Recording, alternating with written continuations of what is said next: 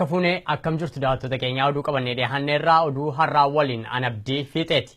Yuunivarsiitii Wallaggaa keessatti ajjechaa guyyaa kaleessaa barattoota lama irratti raawwate hidhattoota mootummaatu harka keessaa qabaa jedhu barattoonni kana hordofuunis wayita barattoonni mormii dhageessisaa jiraachuun isaanii himamaa jiru kanatti pireezidantiin barattoota Yuunivarsiitii Wallaggaa Haayiluu Baalchaa himannaa barattootaa kana ni haalan. Usmaan Ukkumee gabaasa qaba. Yuunivarsiitii Wallaggaa keessatti erga guyyaa kaleessaa reeffi barattoota lama mooraa yuunivarsiitii keessatti argame kaasee mormiin barattoota haalaan geggeeffamaa jira. Barataan reeffi isaa fannifamee lubbuun darbe tokko naannoo Amaaraa irraa kan dhufe yoo ta'u, barattuun takka ammoo achuma Oromiyaa irraa ta'uun himamee jira. Barataan nuti dubbifne tokko akka jedhutti barattoonni lama lubbuun darbuu nuuf hime gochaa kana loltoota mootummaa kanneen mooraa yuunivarsiitii isaanii eegantu harka keessaa qabu jedha. Barataa lama lubbuudhaan kan darbe isaan lamaan keessaa tokkichi mucaan jiraataa naannoo Amaaraa yoo ta'u fannifamee bosona keessaa argame intalattiin immoo duutuu ishii doormii keessatti argamte jechuudha. Gochaa kana duuba harka namni qaba jedhamee yaadamu mucichi bosonatti fannifamuunsaa mootummaa uummata harka keessaa qaba innee yaadnu akka nama dhuunfaa tokkotti yaadnu jechuudha. Sababni isaatis maal yoo jettanii yeroo har'aan kanatti kaampaasiin keenya yookaan mooraa yuunivarsiitii Wallaggaa guutumaan guututti kan eeggamuun humna waraanaatiin eegama waan ta'eef itti gaafatamummaa isaa kan qabu isaanuma qaba. Nageenya dallichaatis hin eegne jedhanii itti gaafatamummaa kan fudhate isaa waan ta'eef barattoota akkana ta'an kana kan akkana godhan isaanuma jenneeti yaadnu. Akka jecha barataa kanaatti barattoonni 9 yuunivarsiitii isaanii keessaa qabamanii gara mooraa leenjii waraana Xollaayitti fudhatamaniiru. Kanneen hafan hagi tokko achuma buufata waajjira poolisii magaalaa Naqamteetti hidhamuu dubbatee jira.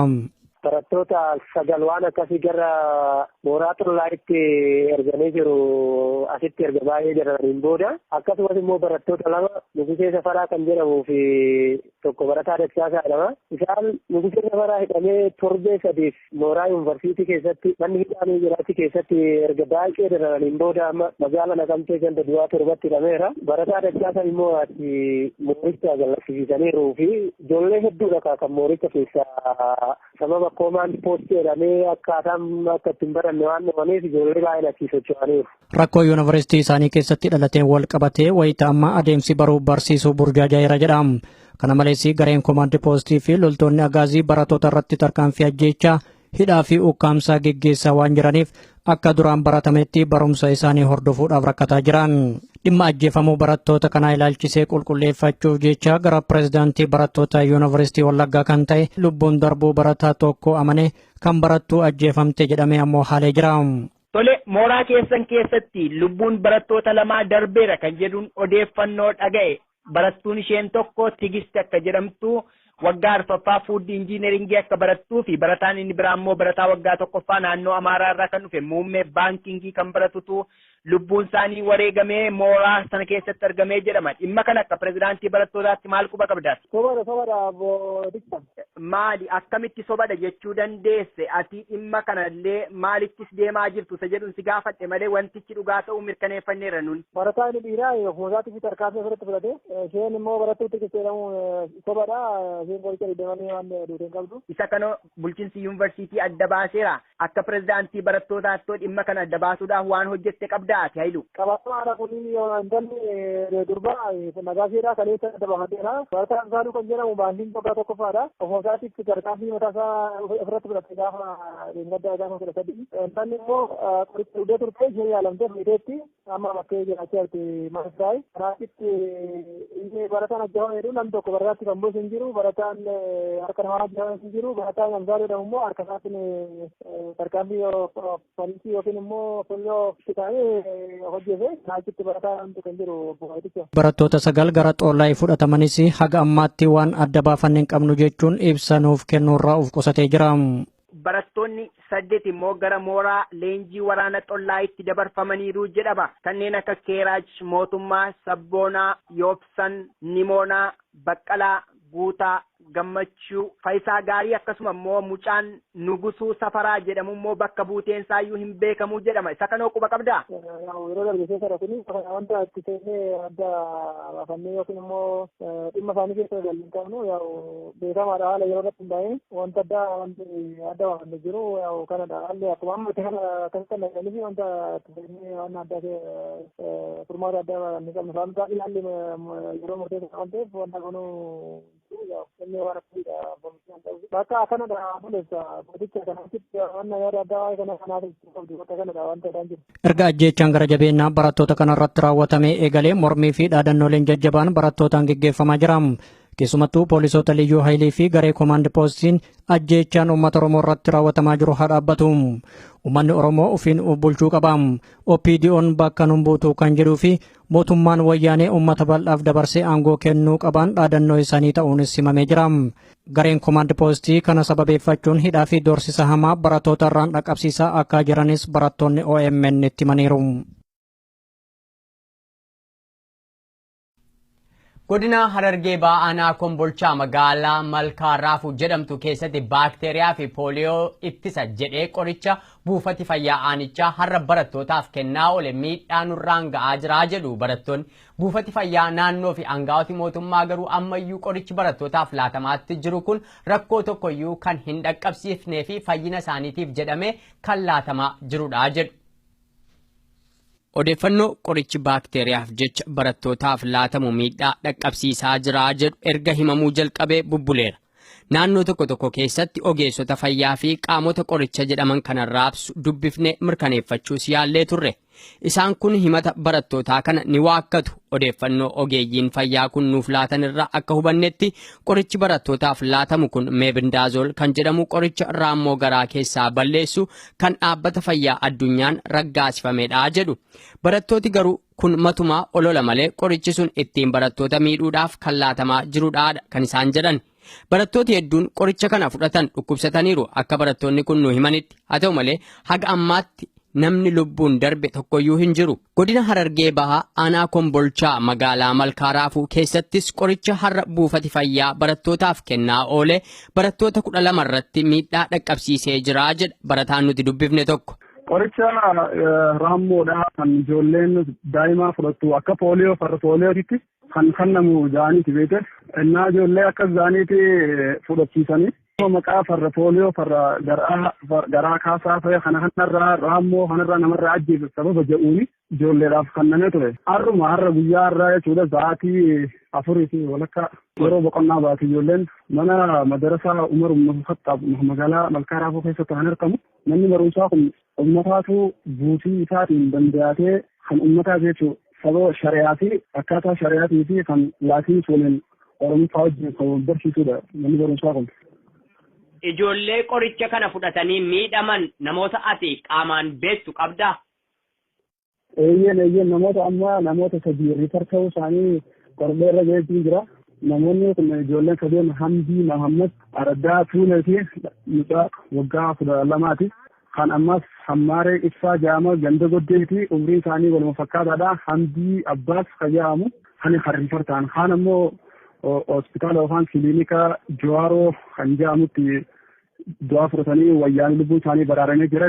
Ijoolleen sadeen kun gara magaalaa Hararitti ergamanii jiran. Yeroo darbe himata wal fakkaataatu naannoo keessan irraa nu dhaqqabe ijoolleen qoricha akkasii fudhatanii dhukkubsatanii jiru kan jedhu. Ergasii booda qaama qoricha sana raabsuu fi akkasumas immoo itti gaafatamtoota dhaabbata buufata naannoo keessanii dubbisnee turre. Gosa qoricha ijoolleef laatamaa jiru erga nutti himaniin booda qorichi kun qoricha raammoodhaaf ijoolleedhaaf laatamu malee qoricha dhibee tokkoyyuu geessisu mini. Odeeffannoo qabnuun immoo haga ammaatti nuyi kan beennu ijoolleen miidhaman tokkoyyuu hin jiranii. Tarii yoo garaa qullaatti qoricha kana fudhataniif hanga ta'e tokko side effect qabaachuu danda'a. Kanaachi rakkoo ijoodha jedhame tokkoyyuu hin argine nuti kan jedhudha kan isaan nuu deebisan. Irra deddeebinee garuu naannoo keessan irraa kan nuyi dhagaatti jirru qorichi raammoo kun ijoollee miidhaatti jira, ijoollee hubaatti jira kan jedhudha. Mee isa kana ifa godhiiti naa ibsi. Ijoolleen kun tarii garaa qullaatti qoricha kana fudhatan immoo dhugumaan qoricha isin jettan kun ijoollee irratti miidhaa dhaqqabsiisaatti jira. Kun olola isaan yeroo hundi takka isaan sobaan warra nuuf dhaabbate otoo hin ta'in warra sobaan dhaabbatan waan ta'aniif kana odeessani malee kun harka lafa jalaatiin uummata Oromoo xiyyiinis lafarraa fixuu diddee jirti boombiinis lafarraa fixuu diddee jirti maaliif beekaa bakka isaan irra baratan madda isaanii gaggeessinaa yaadu irraa kan ka'e malee kun qoricha raammooti akka keenyatti qoricha raammoo osoo ta'e maaliif nama gaggabsee lubbuu namaa akka inni dhabamsiisu godhuu maal irratti danda'a. Olola isaan oofanii malee kun duula dirree taa'u kan harka lafa jala mootummaa TPLF fi ergamtoonni isaanii faayidaa fi jecha faayidaa dhuunfaa isaaniiti malee faayidaa uummataatiin ta'u kan miidhuufi malee kan itti fayyadaman qalateenya dhala Oromoo lafarraa gabaabsuuf siistama isaan itti deeman ijoollee daa'imman xixiqqashaa arallee achitti garuu uummanni waan adda addaa achitti yaada adda addaa uummanni irra labsine kun duula Oromoo lafarraa fixuu fi jaanii namni tokko dubbatu akkasii miti ijoolleen waan nyaataniif fudhatanii dhiisaniif nyaata yoo nyaanne akka nama godhaan hin jaan kuni olola waan akkas nama godhuu miti kun akkas godhuu hin danda'u yoo garaa qullaatti akkas nama godhuu ta'e eega nyaatan booda maaliif hin kannamneef ree yoo faayidaa keenyaaf deemu nyaata gaafatanii kan namuufi qaba ture ijoolleen ganama faxaratii nyaattee mana barumsaatti ergamti dhalataan Oromoo lafarraa dhabamsiisuu qabnaa yaaduu. Asirratti akkati ifanaa gootu kan barbaadu ogeessoti fayyaa naannoo sanaa yookiin dhaabbati fayyaa naannoo keessan jiru mootummaa wajjin itti yaadee uummata Oromoo fixuudhaaf jecha kana gochaatti jira kun shira mootummaatii jechaa jirta. Eeyyeen sirritti.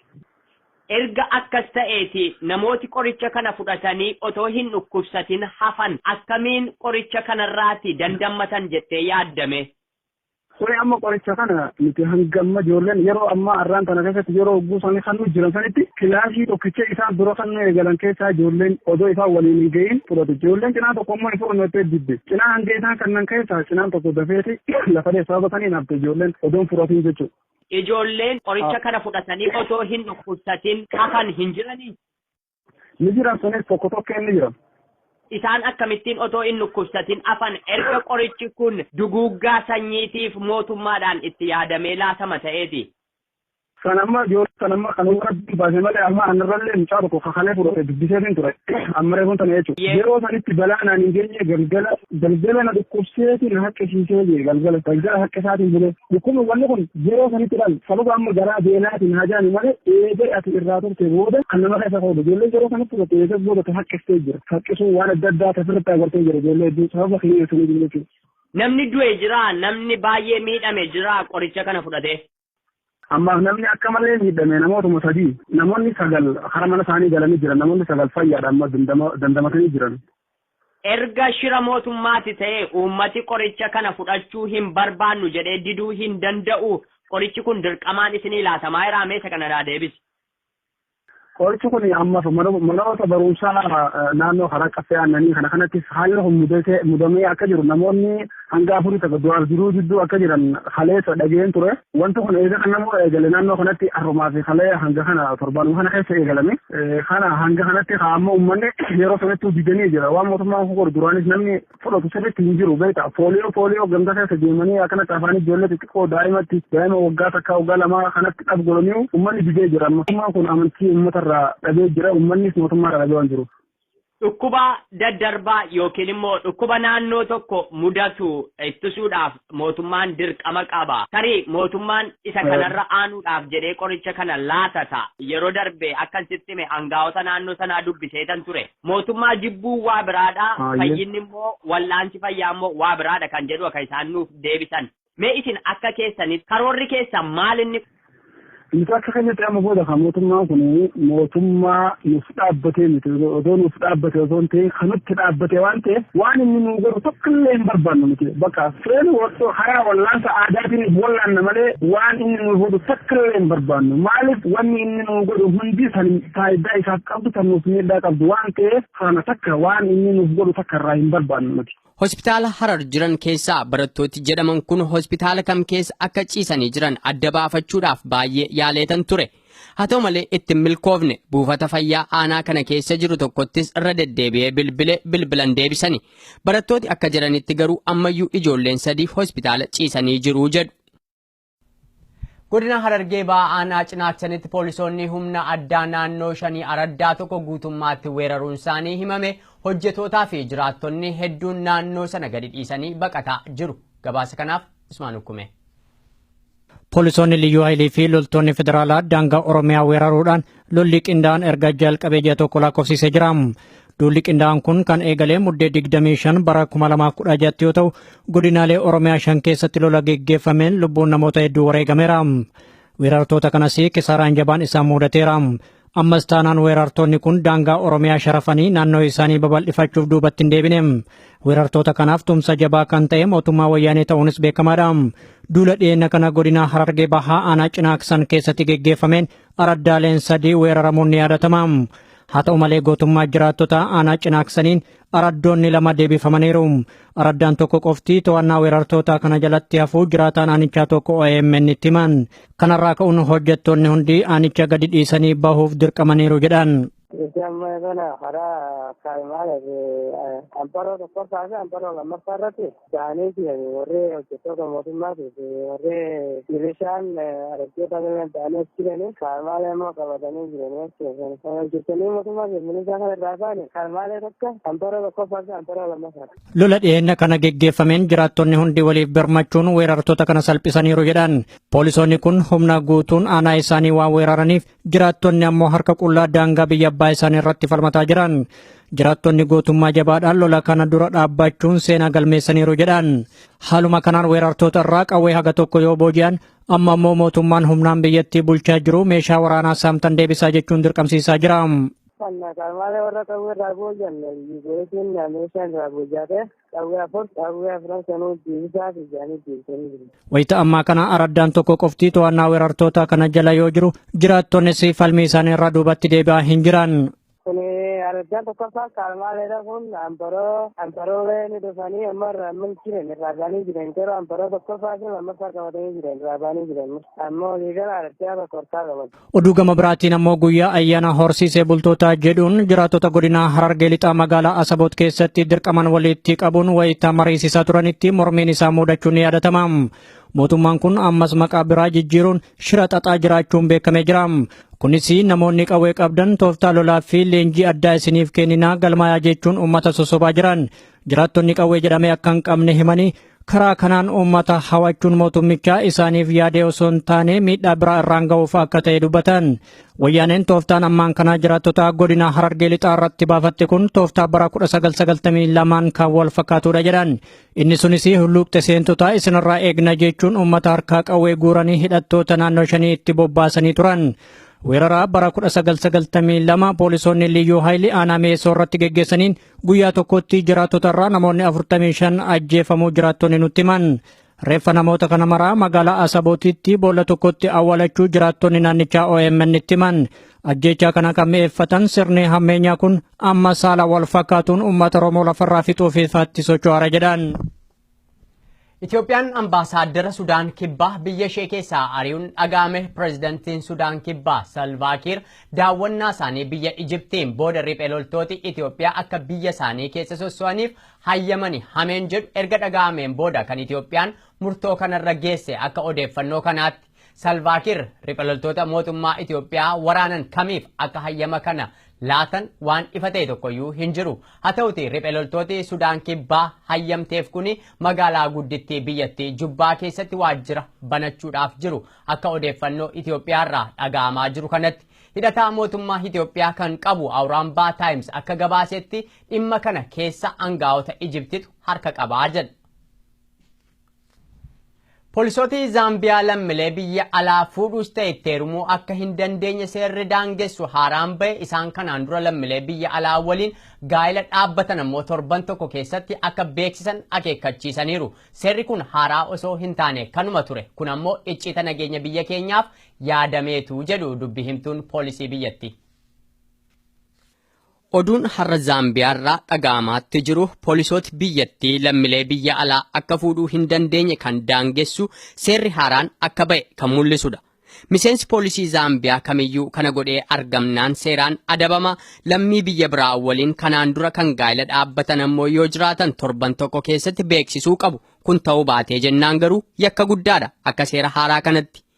Dubbi himtuun poolisii Zaambiyaa Ester Kaataangoo dhimmi nageenyaa ijoo guddaadha. Yoo haalaan tiksamuudhaa baate haati manaa yookaan abbaan manaa hojii basaasaa irratti bobba'uudhaan nageenya biyyaa qaama biraatti dabarsuu maluu jedhu.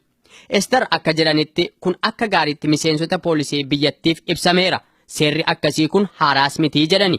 Darbee miseensoti poolisii tokko seera kanarra daddarbuu waan jalqabaniif jecha yaadachiisuuf jecha irra deebinee baafneedha kan isaan jedhan. Kanaan dura lammii biyya alaa waliin gaa'ela kan dhaabbatan yoo jiraatan seera isaan hordofuu qaban lafa keenya irraa fi jedhu adde Easter.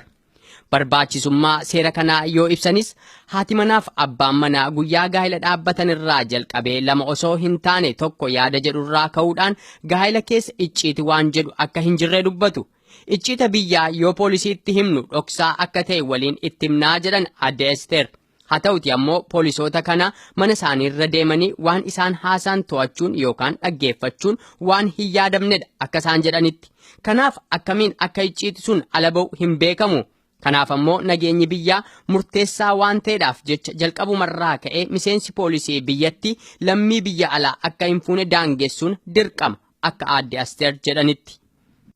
Pirezidantiin Gaambiyaa duraanii Yaayyaa Jaamee biyya gadi dhiisanii bahu hordofuudhaan saanduqa meeshaaleen gatii gurguddaa biyyattii keessa ka'aman keessaa doolaara miliyoona 11tu dhabame gorsaan pirezidantii biyyattii haaraan akka jedhanitti. Jaameen akkuma biyya gadi dhiisanii ba'aniin konkolaataa gatii mi'aa fi qabeenya biyyattii qaqqaaliitu xiyyaara fe'umsaa biyya Chaaditti fe'amaa ture jedhu. Yaayyaa Jaamee waggaa 22 guutuu Gaambiyaa bulchani. Waggoottan 22 kana qabeenya biyyattiin qabdu kan beeku isaanii kan irratti ajaja har'a ga'es isaanuma. Haa ta'uti har'a odeeffannoon Gaambiyaa keessaa dhaga'amaatti jiru sa'aatii Jaameen biyya gadi dhiisanii ba'an sanatti saanduqa biyyattii meeshaaleen gatii qaqqaalii keessatti kuufaman keessaa doolaara miliyoona 11tu badee jedhu gorsaan pirezidantii isa haaraa Adaamaa Baaroo. Yaayyaa Jaamee filannoo biyyoolessaa biyyattii keessatti baatii muddee keessa geggeeffame sana Adaamaa Baarootiin erga injifatamaniin booda ni buutaaf hin bu'uu keessatti biyyoota ollaa waliin atakaaroo guddaa keessa seenanii uummata isaanii yaaddoo jabaa keessa gatanii turani. Boodayyuu namni filannoo sana injifatan Adaamaa Baaroo dubbittii sodaatan fakkaata gara biyya ollaa Senegaalitti dhiyeessani. Jaameen karaa nagaadhaan akka aangoo gadi dhiisaniif tattaaffiin biyyooti ollaa keessumaa gamtaan biyyoota Afrikaa dhiyaa ECOWAS jedhaman hin taasisne hin jiru. Didanii kan aangootti cichan yoo ta'e garuu humna waraanaa fayyadamnaa kan jedhan miseensoti ECOWAS kun furmaata kan ittiin jedhan humna waraanaa sanatti utoo hin seenin dura garuu carraaqii isa dhumaa taasisuudhaaf pirezidantii Mooritaaniyaa fi pirezidantii Giinii sa'aatii dhumaa irratti dhimmicha gidduu seenani. Boodas balbala cufatanii Jaamee amansiisuuf tattaaffii eegalan.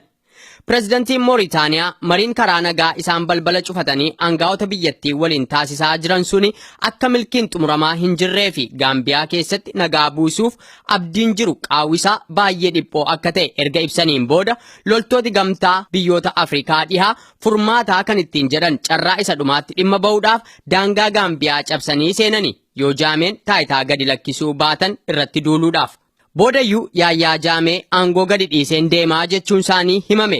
Otoo hin turin biyya waggaa 22 guutuu bulchanitti dugdagatanii baqaaf xiyyaara korani. Gorsaan pirezidantii biyyattii isa haaraa Adaamaa Baaroo kan ta'an Maayi Ahmed wayita Jaameen biyya gadi dhiisanii ba'an sana konkolaataa michoomina qaban gatii gurguddaa dabalatee qabeenyi biyyattii qaqqaaliitu xiyyaara fe'umsaa Chaaditti guuramaa ture jedhu. Yoo saanduqa meeshaaleen gatii qaqqaalee biyyattii keessatti kuufaman banamu ammoo doolaarri miliyoona 11 keessa hin jiru. Akka isaan jedhanitti. Miliyoonni 11 Gaambiyaadhaaf maallaqa guddaa ta'eetu isa jedhuuf Maayi Ahmed akkana jedhu. Gaambiyaan qisaasama dinagdee hamaa keessa jirti. Ministeerri maallaqaa biyyattiif wiirtuun baankii biyyoolessaa Gaambiyaa akka nuu mirkaneessanitti saanduqi meeshaaleen qaqqaalee biyyattii keessa kaa'aman sun akkuma jirutti duwwaadha. Kan waggaa 22 haasa'aa jirra miti jedhani. Doolaarri 11,000 kun kan torban lamaan kana keessa miliqe qofaadha. Qabeenyi Yaayyaa Jaamee kan waggaa 22 haasofna yoo ta'e akkuma biyyaattu Gaambiyaarra isaantu qabeenya guddaa qabaa jedhan. Qabeenyaan Yaayyaa Jaameeti jedhame tokkoyyuu akka buufata xiyyaaraa hin darbineef aangaa'ota buufata xiyyaaraa biyyattii akeekkachiifnee jirraa kan jedhan Maayi Ahmed akka isaan gaazexeessaa BBCf himanitti konkolaataan gatii jabaa ta'e Rolls Royce jedhamu lama akkasumas Bentley kan jedhamu tokko fudhatanii ce'aniiru Jaameen. Konkolaataan akkasii 10 ammoo fe'amuudhaaf buufata xiyyaaraatti dabaree eeggataa jiru. Biyya baay'inni uummata ishee miliyoona 2 hin guunne Gaambiyaadhaaf kun gatii guddaadha akka isaan jedhanitti. Jaameen qabeenyi isaanii baay'een kan jiru Giinii biyya isaan yeroof keessa buufatan keessa. Jaameen biyya qabeenya zayitiin badhaate Giinii keessatti daldala irratti bobba'uudhaaf karoora qabaachuu isaanii kan eeru BBC'n nageenyi isaaniis pirezidantii biyyattii Teedroo Obaangiin tikfamuudhaaf malaa jedha. Namni kun bara 1979 irraa jalqabanii nama Equatorial Guinea waggoottan 38 darbaniif bitaa jiran akkuma Jaamee mootummoota abbaa hirree Afrikaan qabdu keessa nama tokko. Jaameen otuma mana murtii yakkaa kan sadarkaa addunyaa ICC irratti himatamaniillee Giiniin miseensa waan hin taaneef Jaameen carraa gaarii qabu. Gama sarbamiinsa mirga namoomaatiin Yaayyaa Jaamee himata hedduutu irratti dhiyaataatti jira. Adaamaa Baaros isa kana boodatti deebinee waggoottan 22 darban Gaambiyaa bulchiinsa isaanii jalatti akkamiin jiraachaa turtee isa jedhu qaama walabaa ijaarree qorachiisuuf jirraa jedhu. Yaayyaa Jaamee erga biyya gadi dhiisanii ba'anii Adaamaa Baaroo maaliif Senegaal keessa turuu filatan isa jedhuuf gabaasaan Associated Press akka jedhutti namoota akka Adaamaa Baaroo ajjeesaniif Jaameen qacaran jiraachuu maluu sodaan jedhu guddaa akka ta'edha. Haa ta'uti itti gaafatamaan humna waraanaa biyyattii loltooti isaanii pirezidantii biyyattii haaraa kanaaf amanamoo ta'uuf akka jiran waadaa seenanii jiru. Haa ta'uti masaraa mootummaa keessayyuu meeshaan dhoksaan kaa'ame jiraachuu mala inni jedhu immoo yaaddoo biraadhaa jedha BBC'n. Egaan daawwattoota keenya oduun har'aaf jenne kanuma gama kootiin nagaatti.